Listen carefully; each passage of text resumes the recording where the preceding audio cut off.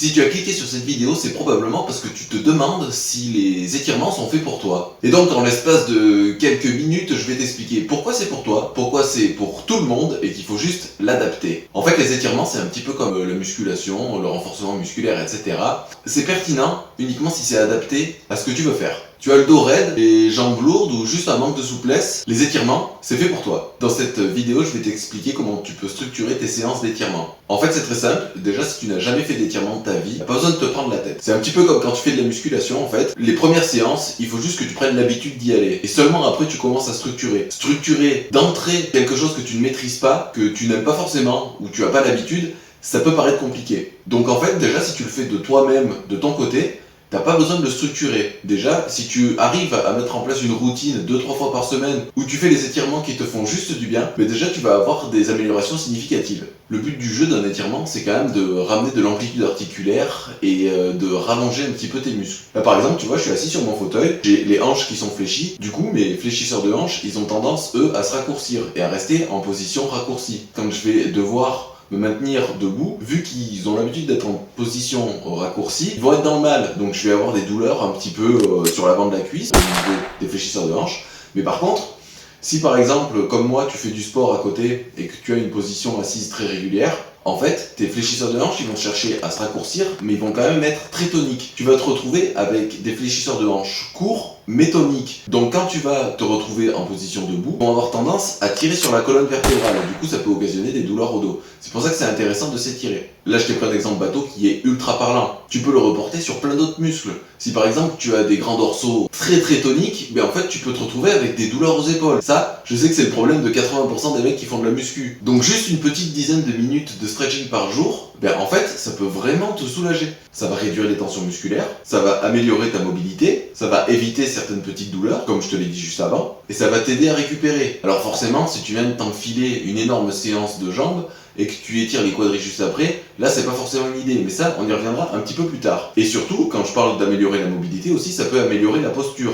Quelqu'un qui aura une tendance très syphosée, peut-être que justement en essayant d'ouvrir la cage thoracique avec des exercices de mobilité au niveau du cou thoracique, on va peut-être justement réussir à le redresser. Donc tu l'as compris, le stretching c'est pas juste pour les gymnastes et les yogis, c'est vraiment pour tout le monde. C'est vraiment comme le renforcement musculaire en fait. Avant de t'expliquer un petit peu comment on va structurer tout ça, je vais déjà te parler des erreurs à ne pas faire. Déjà, faut pas forcer dessus comme une brute. Il faut quand même que tu respectes ton corps. Si t'as du mal à attraper ta pointe de pied, ça sert à rien de mettre des grands à-coups. C'est juste un coup à se blesser. Tu vas te faire des élongations et ça, c'est vraiment nul. Un autre truc important, quand tu t'étires, il faut pas bloquer ta respiration. En musculation, on entend quelquefois que c'est mieux de faire bloc. Donc de retenir sa respiration au moment de l'effort, etc. pour être plus solide. En stretching, c'est tout l'inverse. Il faut se servir de son souffle pour aller chercher un petit peu plus loin. Alors là, il y a plusieurs écoles, mais moi je te conseille pas de t'étirer à froid. Peut-être d'avoir fait un petit peu de cardio avant, d'avoir fait quelques petits échauffements, parce qu'en fait, un muscle froid, ça s'étire pas forcément bien. Moi, ce que je te conseille dans l'étirement, si tu ne regardes pas la vidéo qui est dans la description où je vais t'expliquer ma routine d'étirement, ce que je te conseille de faire, c'est d'essayer d'étirer tous les muscles possibles. Comme je l'ai dit tout à l'heure, l'important c'est que tu commences à t'étirer. Si déjà tu fais juste vite fait les jambes, un peu le dos, un peu les épaules, etc., c'est très bien. Moi, ce que je te conseille vraiment, c'est d'essayer de partir du bas du corps et remonter jusqu'en haut. Moi, c'est exactement ce que je fais, comme ça j'oublie aucun groupe musculaire. Avec ça, j'ai tendance à faire l'automassage, ce qui me permet de mobiliser un petit peu mes muscles, de les assouplir via l'automassage, et après j'ajoute de l'étirement. Vu que je fais énormément de séances en ce moment, je suis un peu fatigué, donc j'ai des contractures, etc. Des petits massages en automassage, c'est super, ça me permet déjà de préparer et de chauffer le muscle et de me préparer soit à l'effort, soit à l'étirement. Les étirements, c'est pas magique non plus. Pour éviter les courbatures, c'est déjà une énorme connerie. Quand tu fais des exercices de renforcement musculaire, quand tu utilises des bonnes charges et une grosse tension mécanique, tu crées des lésions. Alors bon, c'est un truc un peu bateau. Le soi-disant, le muscle se détruit pour se reconstruire, c'est un peu du bullshit. Par contre, c'est pas totalement faux non plus. En fait, tu crées des micro-lésions. Le problème de ça, c'est qu'en fait, quand tu t'étires juste après ta séance, l'intérêt c'est d'essayer de récupérer la longueur initiale d'un muscle. En fait, quand tu fais un effort, ton muscle, il se contracte. Et quand il se contracte, il perd un petit peu en élasticité et en longueur. Ce qui fait qu'après, tu as plus de tension et du coup, tu as des petites douleurs. Maintenant, quand tu fais de la musculation, oui, certes, ton muscle il va se raccourcir à cause justement de l'effort, mais par contre, il est lésé en plus. Je vais reprendre l'exemple de l'élastique. C'est un petit peu comme si pendant ta séance, tu perforais un petit peu l'élastique. Toi, juste après cette séance, tu viens tirer dessus. Tous ces petits trous que tu as pu faire, en fait tu les étires. Et du coup, la sensation, oui, ça te relâche, mais c'est pire. Le lendemain, tu te retrouves avec des courbatures de fou furieux. En fait, ce qu'il faut que tu fasses, bon, toujours dans l'optique d'optimiser le truc. Hein. C'est pour ça que je te disais qu'on reviendrait là-dessus plus tard, parce qu'en fait, c'est un point qui est pas forcément important pour l'instant. Si tu rattaques juste à t'entraîner, vraiment, ne fais pas attention à ce que je dis. Si tu cherches à mettre une routine d'étirement qui va correspondre à plusieurs jours dans ta semaine, je te dis une bêtise, 5-6 fois, en fait, là, il va falloir que tu fasses attention à comment tu t'entraînes à côté. Je vais te donner un exemple avec mes séances, comme ça tu auras directement quelque chose d'un peu concret. Je m'entraîne 2 fois par jour, tous les jours de la semaine, sauf le samedi, où je m'entraîne qu'une seule fois, et le dimanche où je m'entraîne pas du tout. Si tu veux, le samedi, je fais une grosse séance quadriceps. Déjà, le samedi, en fait, il faut pas que j'étire les jambes. Le dimanche, c'est un jour off, donc ce que je fais là, c'est vraiment que de la récup. Donc là, je peux étirer tout le corps, faire de l'automassage, etc., etc. Tous les autres jours de la semaine, donc du lundi au vendredi, où je m'entraîne 2 fois dans la journée, avec une séance de tir. L'étirement, ça a aussi des effets un petit peu négatifs, mais ça, on va y revenir encore après. Le lundi, où je fais pec le matin, et ischio à midi, bah du coup là déjà, en fait je peux étirer que le dos, parce que ischio, mollet, ça a ramassé, pec, bon ben pec, triceps et tout, ça a ramassé, il reste pas grand chose à étirer, donc là déjà je suis obligé de faire attention. Le lendemain je fais dos, épaule, voilà, donc là peut-être que je vais pouvoir recommencer à mettre un peu de quadriceps dans les étirements. Bah, ça c'est intéressant de le réfléchir, alors bon moi j'ai un gros volume d'entraînement, alors forcément c'est un peu le merdier à organiser, moi je m'en fiche, c'est mon métier. Tout à l'heure, quand je disais les étirements ça a des effets négatifs, ça a quand même quelques effets négatifs.